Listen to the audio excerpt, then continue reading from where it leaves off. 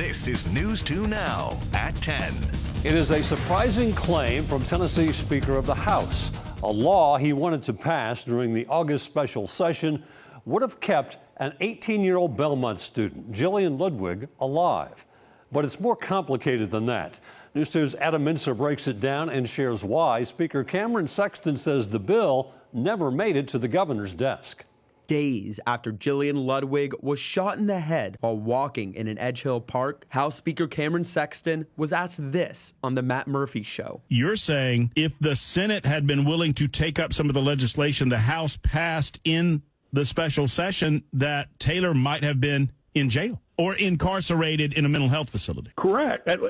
Yes, and been through an evaluation. According to Sexton, he was talking about making changes to House Bill 736, legislation that would change requirements to detain someone for mental health issues, telling News 2, quote, that bill would have been in effect with a new definition and new wording prior to him committing those crimes in September, which would allow the DA to have the ability to ask for another evaluation to involuntarily commit him since he was deemed incompetent back in May. Sexton is referring to the suspected killer in this case, who was most recently arrested on September 21st. In a separate case, he was deemed incompetent to stand trial. Sexton added, I don't believe he would have been bailed out if they were putting him under a mental health evaluation due to a new involuntary commitment law. But he admits the bill never got amended, blaming the Senate. And so we were working to address that language when we came back the second week of special session. And the frustrating part is only for the Senate to say there's nothing that we can do. Yet a Nashville defense attorney says even with a change like Sexton is proposing, this isn't how the system works and would require a larger overhaul. Speaker Sexton, I think, would like us all to believe that mental health,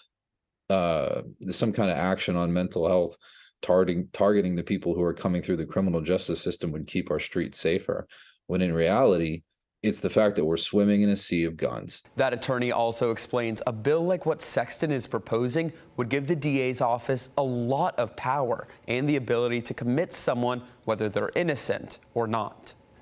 And Jillian Ludwig's friends and family will lay her to rest this Friday in New Jersey. A GoFundMe account for her family has already raised more than $120,000, more than double the stated goal.